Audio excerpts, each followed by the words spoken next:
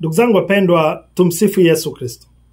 Basi ninayo furaha kubwa tena kualika siku ya leo katika mafungo yetu ya Kwaresma, leo ikiwa ni siku ya 9 katika mfululizo wetu wa siku 40. Na leo ninatamani tutafakari juu ya nguvu ya msamaha. Nguvu ya msamaha, kwa sababu Kwaresma tunaitwa kusamehe. Sasa tuelewe pia hiyo nguvu ya msamaha inavyofanya kazi. Tukisoma kitabu Injili ya Mathayo, ile sura ya 6 mstari wa 14 na wa 15. Yesu anazungumza, anasema, kwa maana mkiwasamehe watu makosa yao, Baba yenu wa mbinguni atawasamehe na ninyi pia. Lakini msipowasamehe watu makosa yao, Baba yenu wa mbinguni hatawasamehe ninyi makosa yenu pia. Ndugu zangu, katika kipindi cha Kwaresma, Yesu anatufundisha kwamba msamaha ni mlango wa neema. Msamaha ni njia ya toba. Unajua, hapa hatoi pendekezo. Msamaha sio pendekezo, bali msamaha ni hitaji la kiroho linalotuleta karibu na Mungu.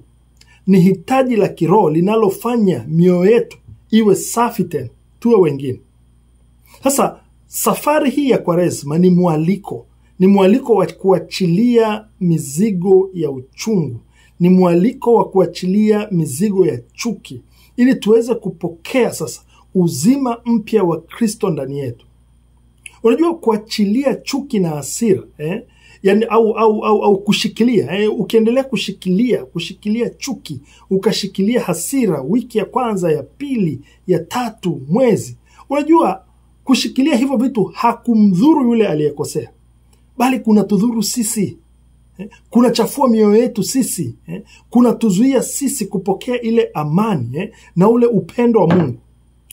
Msamaha tunaoutoa kwa wengine ni kielelezo cha msamaha wa Mungu kwetu. Kwa hiyo kama Mungu ametusamehe sisi bila masharti, ndivyo tunavyoitwa na sisi, ndugu zangu, kwamba na sisi tunapaswa kuwasamehe watu bila masharti, bila masharti.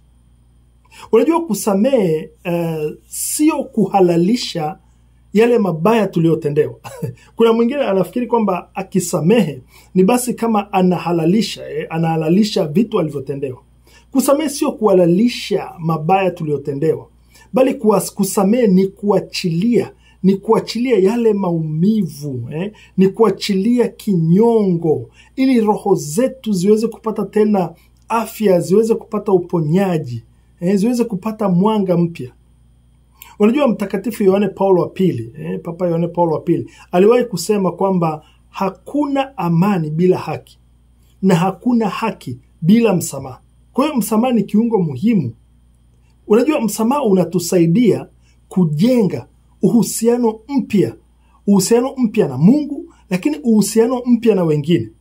Lakini pia msamaha unatuandaa sasa kipindi hiki cha Kwaresma kupokea furaha za ufufuko wa Kristo mwenyewe. Sasa kumbuka hili daima. Msamaha sio zawadi kwa aliyekukosea, bali msamaha ni ufunguo wa kukuweka wewe huru kutoka kwenye giza la uchungu, kutoka kwenye giza la mateso yako wewe mwenyewe. Sasa kipindi hiki cha Kwaresma, ndugu zangu, tumuombe Mungu atujalie neema ya kusamehe kwa moyo mkunjufu kabisa, tukimfuata Kristo aliyesema pale msalabani, Baba, uwasamehe kwa kuwa hawajui watendalo. Hebu fikiria alivyotendewa, lakini alikuwa tayari kuachilia. Hakutaka kabisa kuondoka akiwa amebeba mtu. Hebu tafakari leo, ni mtu yupi ambaye unahitaji kumsamehe?